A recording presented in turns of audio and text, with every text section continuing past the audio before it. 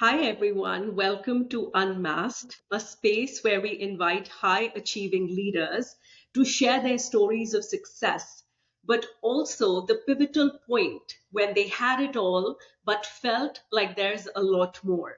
So we get into these stories of unmasking of their inner journeys. And today, I'm really excited to have Ramani Varanasi, a biotech trailblazer, a woman powerhouse leader, a dear friend and advisor. Welcome, Ramani. Thank you, Simran. So glad to be here. So, before we get started, Ramani, I'd love to do a quick ritual. So, I invite you to take a breath together and let's arrive into this place. Thank you. Welcome, Ramani. Excited to get into your story. Would you please share a quick introduction and background about yourself with our viewers? Absolutely, Simran. Like I said, I'm really pleased to be here. I originally hail from Montreal. I'm a Canadian by origin, but obviously Indian by origin first and foremost. But moved to the Boston area to kick off my biotech career 30 some odd years ago, and I've had the opportunity and frankly just the pure luck to engage on both a scientific as well as a corporate as well as an entrepreneurial level on many fronts. And I've had the opportunity to run my own biotech company and was really served by lots of advisors as I was launching and running it. And so in my current incarnation, I serve as an advisor and a board member to many CEOs and colleagues who are launching their own biotechs and really, figuring out how to better improve healthcare overall, whether it be in the diagnostic, the predictive, and or the therapeutic areas. Being a scientist at heart, this is something I love doing. Wonderful. That's such a great journey. And I kind of want to go back to your childhood days in Montreal growing up. How was it like for you? And what did young little Ramani want to be in her childhood days? Say it that way, young little Ramani, not so young anymore.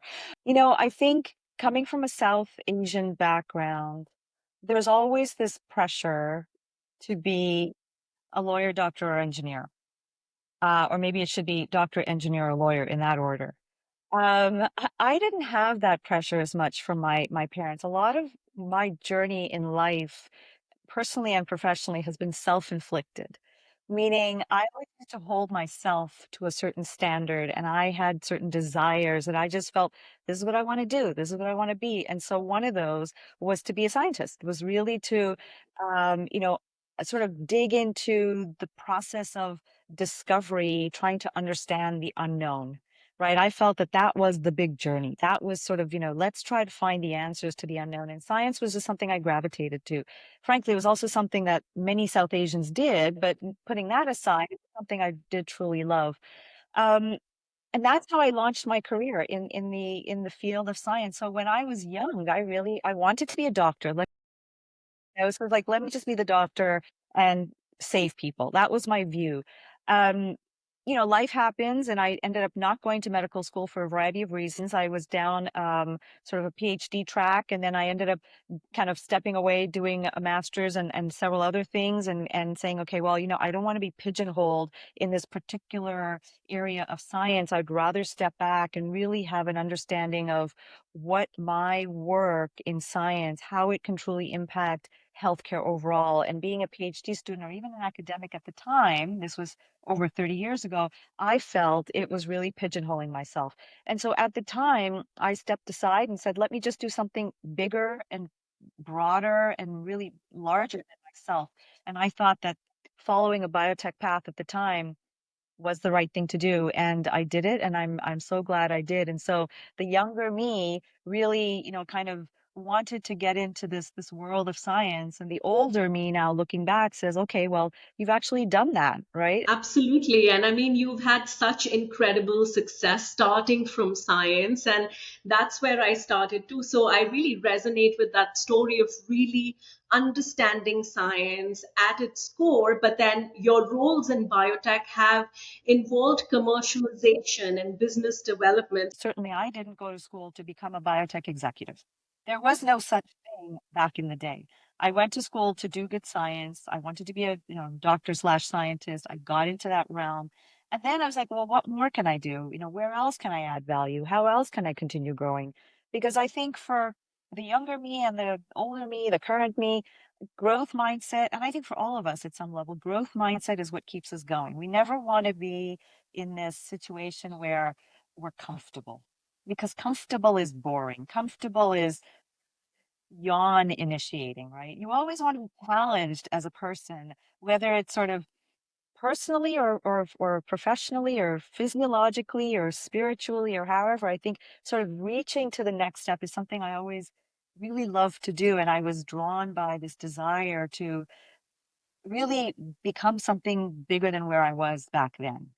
And so I went, I said, okay, let me get into this commercial world. I went to a big pharma called Merck back in the day, and then I did science research at the bench.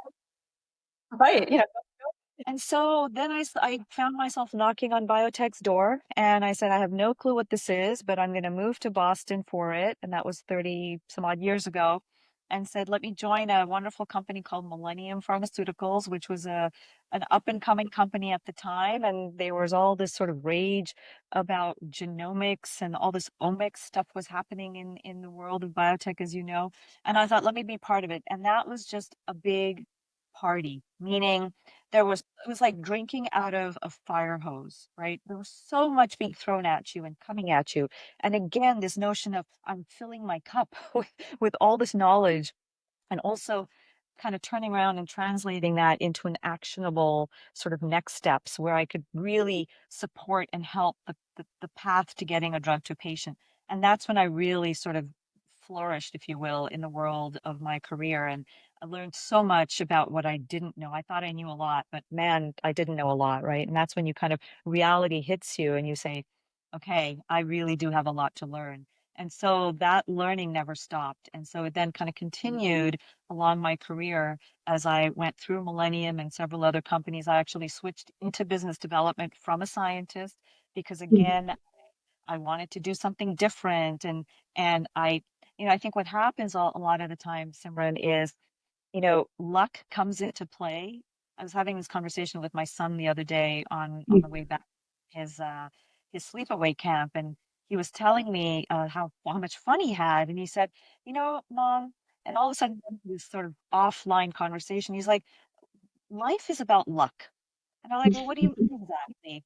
But the long story here being, I think I was just really lucky at the end of the day. But luck, I think, happens when preparedness meets opportunity. So you have to be prepared. You have to have the opportunity or multiple opportunities, and then you have to have the courage to step into them.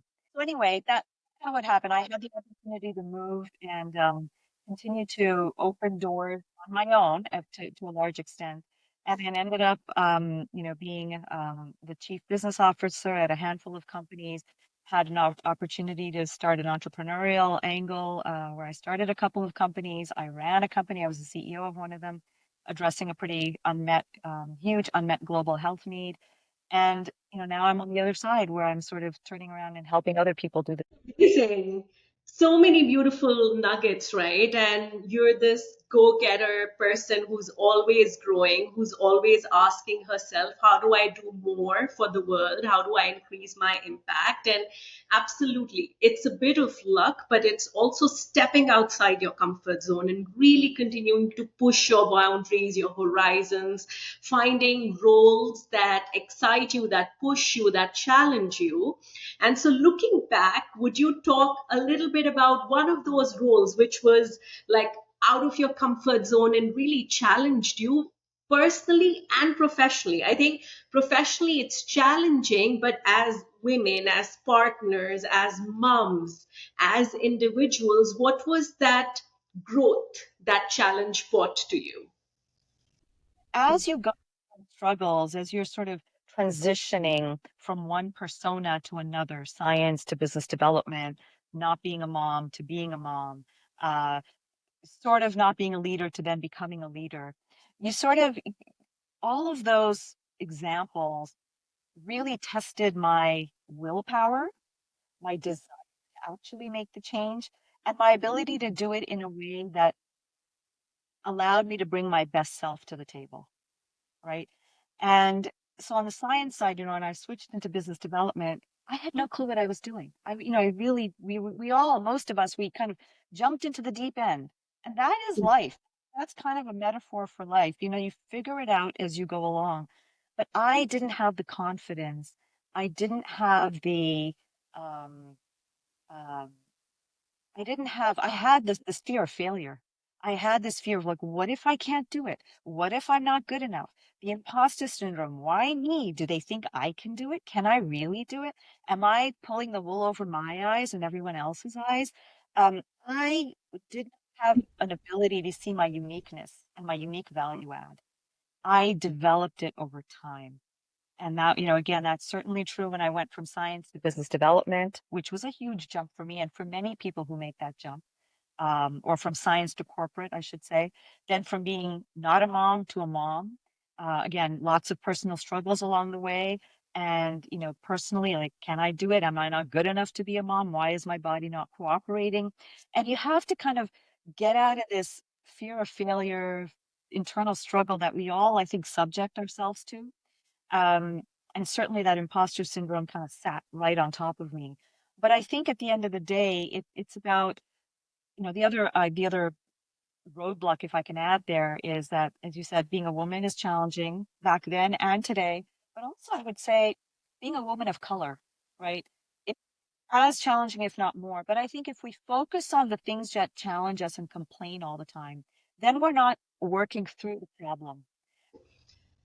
Let's start with that fear of failure and fear, that fear of, am I going to be good enough? And fear, it's false evidence appearing real and our own mind tricking us into what could go wrong. So, what were some of the things that worked for you to change that mindset, to get into that curiosity mode?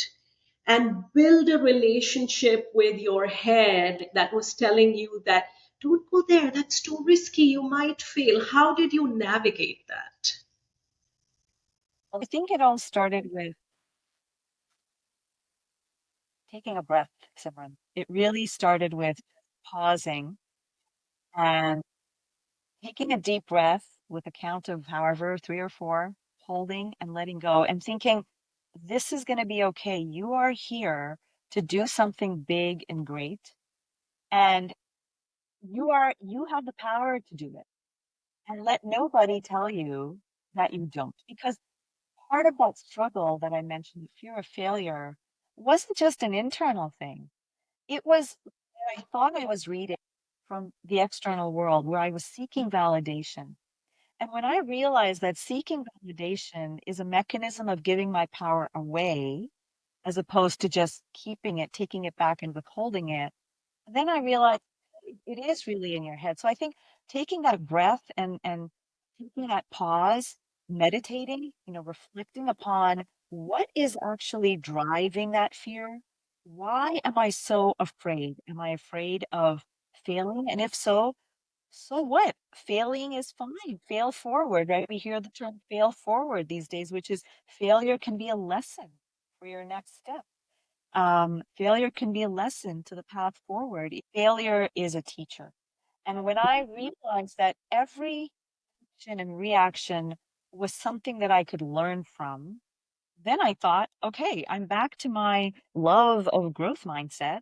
Why am I fearful? This is not a fear of failure. This is just a fear of a step forward. So let me Mhm. take forward. There are no guarantees in life, just like, personally and professionally. And so for me, it really started with that breath and then that inner conversation.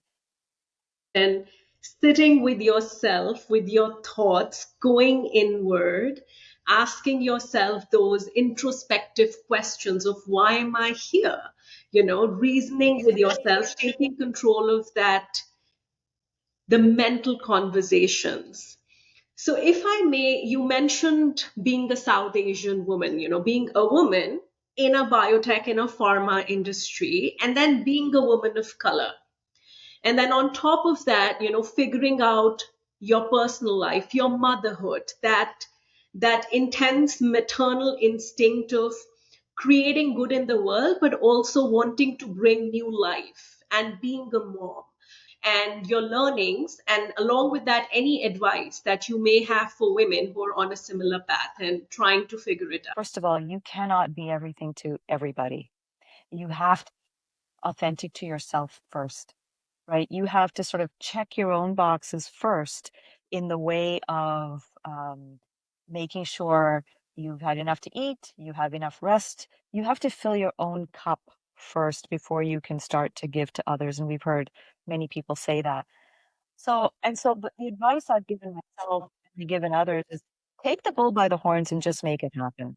You are your own roadblock, right?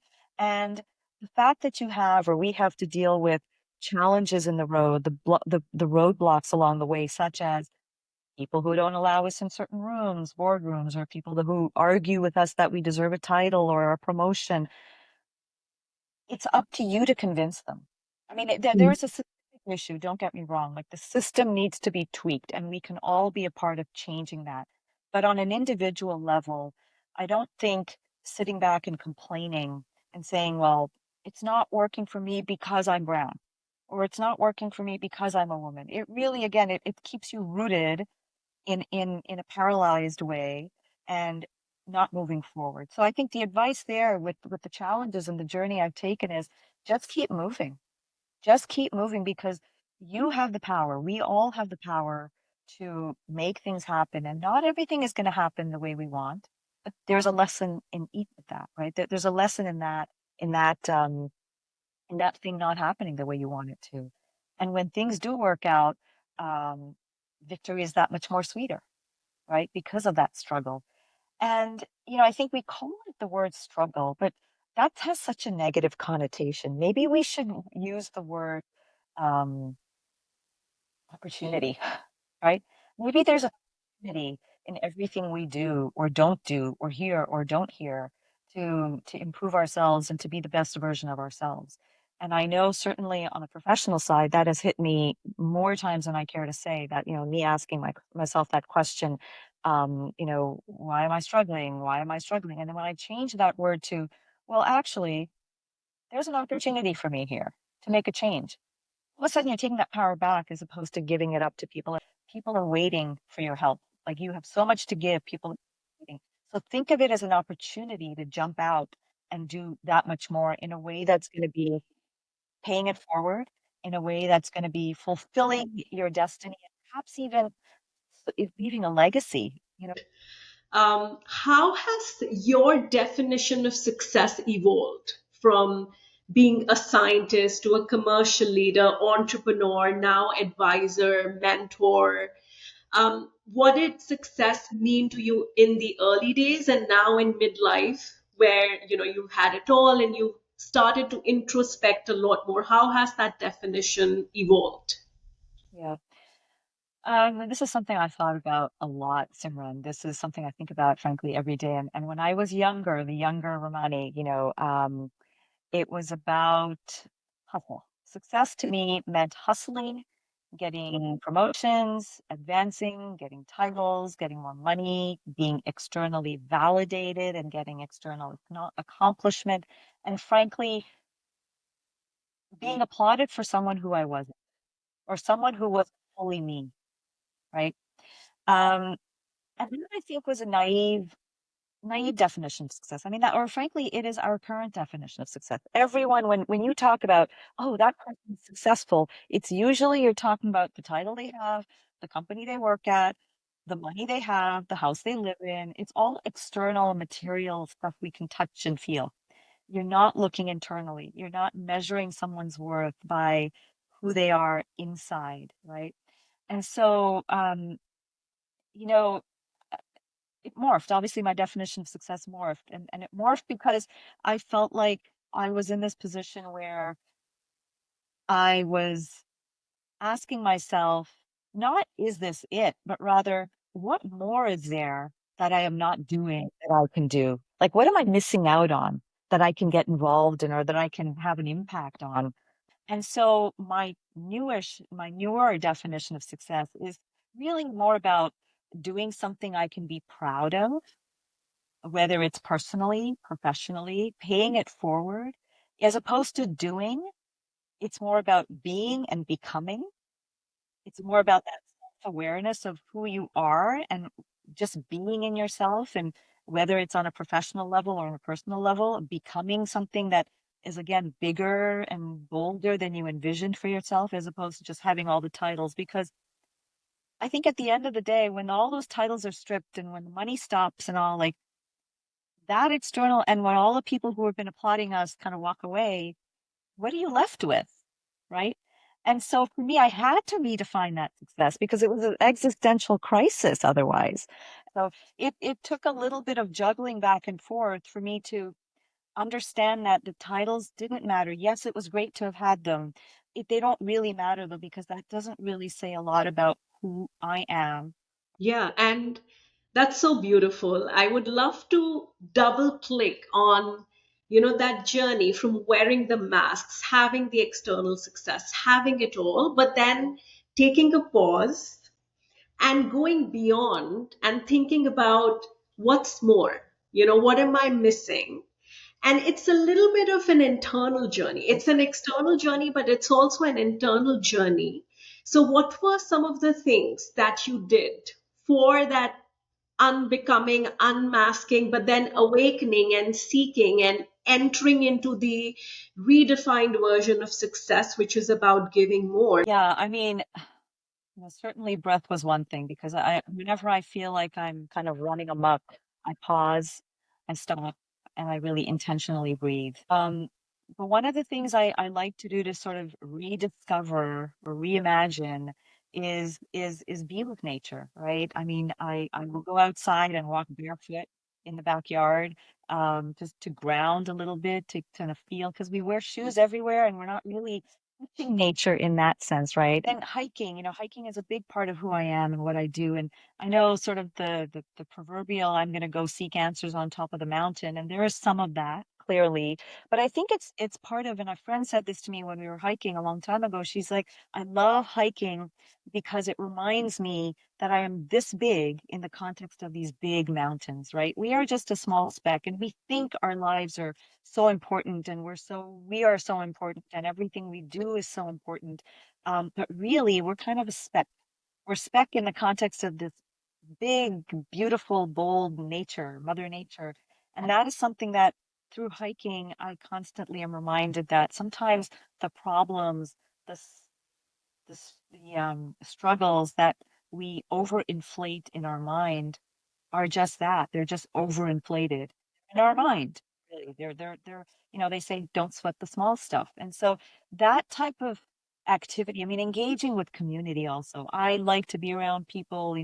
Eating with people, being in communion with people, because I think we can each get a lot out of the energies, the positive energies that are gained by just being with others. And I know there's lots of studies out there that show that in the blue zones where people live to be 100 plus, a large part of the success of their long lifespan is contributed by just being part of a community.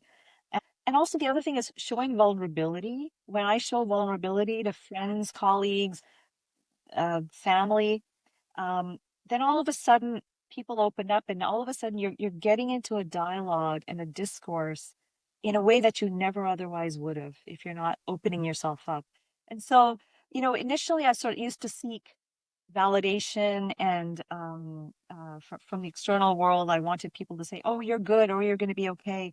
But as I got more in touch with nature, as I hiked more, and when I went to Kilimanjaro with a bunch of biotech people several years ago, I mean, that was a true adventure in the best sense, both physically and mentally and spiritually and psychologically, because you were really like expanding yourself on so many levels. Yeah, I mean, I think nature, breath work, meditation, all those things that force you to really turn around inward, right?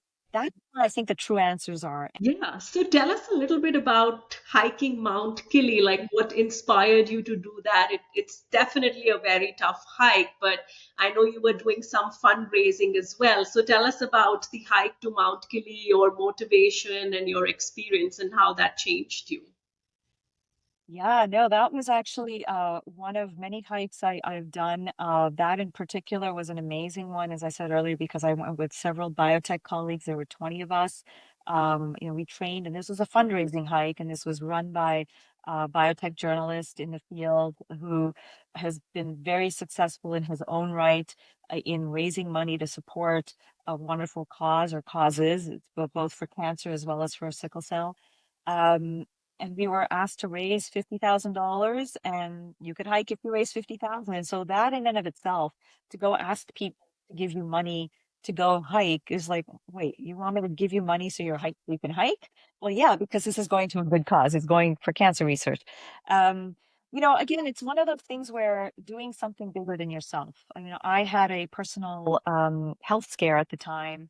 Uh, Related to cancer. And so it touched me personally. And so I thought, you know what, this is something that I do truly believe in. I worked in the cancer research space, I founded a company in the oncology space. Lots of colleagues work in that area. Lots of my friends have been impacted personally by cancer diagnoses. And so I thought, personally, it's impacting me. Professionally, this is a great cause. And at the end of the day, if this funding can go to support additional cancer research, this is a win-win-win. Plus, I get a great hike out of it. So, this is again one of those things where you start off thinking about the physical challenge. Oh, I'm really excited to physically hike. And then you realize slowly this is not about the physical piece. This is more about mental clarity. This is more about health and wellness. This is more about your own well-being. And you're doing this again to be in a community of other people, like-minded people who are pursuing their passion to cure cancer and raise money and hike this mountain just like you are. So all of a sudden, you're kind of working in concert with many others who are operating under the same premise you are. That's powerful, right? Mhm. So, if I understood you correctly, you had a health scare related to cancer. And so this hike was not only the proverbial hike that you took of climbing Kili, going with other biotech leaders, supporting the community, but it was also you coming home to yourself, you growing and you sort of conquering that fear of Yeah. what if I had cancer too. So tell us a little bit about that, if you will, and how did you feel? How did it change when you were on top of that mountain and you hiked the summit? What was going on in your head and in your heart? Yeah. So I had some testing before we went, concern about the possible cancer diagnosis, and I went on the hike, not knowing what the outcome was, and because the tests were going to come post hike, and so you know I'm an optimist. I'm the eternal optimist. And so I was like, things will be okay. It'll be fine. And even if there's a whatever diagnosis, I'm in a good system, healthcare system. It'll all be taken care of. I have good people around me. I have a good support system around me. So I wasn't frankly worried in that sense. Um, but as I was climbing the mountain, I was almost acutely aware of symptoms. Like every time I'd, cough a little, I was like, oh, maybe it's that, maybe. But I had to kind of put that aside and remind myself that I was at 18, 19,000 plus feet. You're going to cough a little. It's okay to cough a little. So, part of it is just trusting the process, trusting um, the process to just climb and like overcoming this fear of, oh my gosh, what if I can't breathe very well at the top? And just knowing that, you know what, people are around you to support you. Um, and it's all about curiosity again. Like, I want to get to that top. I want to see what it looks like. I want to see what the world looks like, you know, from the top of the highest mountain in Africa. But really, kind of that diagnosis was something that pushed me to do this. I still wanted to do it even before I got the diagnosis, but it was not a full diagnosis. It was sort of a wait and see situation. And in the end, I prevailed in that my health prevailed and I was kind of put in the clear. And so it had even that much more of a special meaning. It's sort of like I conquered it without even having to really conquer it. Um, just being on top of the world, that feeling of I'm here, I made Mm. it, in spite of the fear and the agony and the struggle and the imposter syndrome and the questioning of myself, but knowing that I did it because I showed vulnerability and I relied on a community of people to help me and I helped them and we achieved this together and now we're celebrating this together. That was what sort of was just icing on the cake for all of us. Yeah. I mean, it's so inspiring, and I had no idea. And I'm so glad you're happy, you're healthy, you're doing great, and you really take care of yourself. You're very intentional with everything that you do, both personally and professionally. How has your identity shifted across all these different things that you've been doing? And what are you bringing to the world now with all of these learnings and everything that you're doing now? You're hustling, it's all about yourself, right?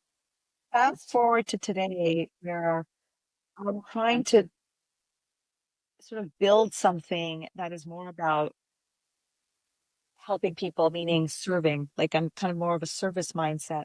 So what can I do to help? Where can I add value? Where can I fill a gap? And so, again, as we take that breath in, it's like, let me remind myself that I'm here for a purpose. I have a purpose.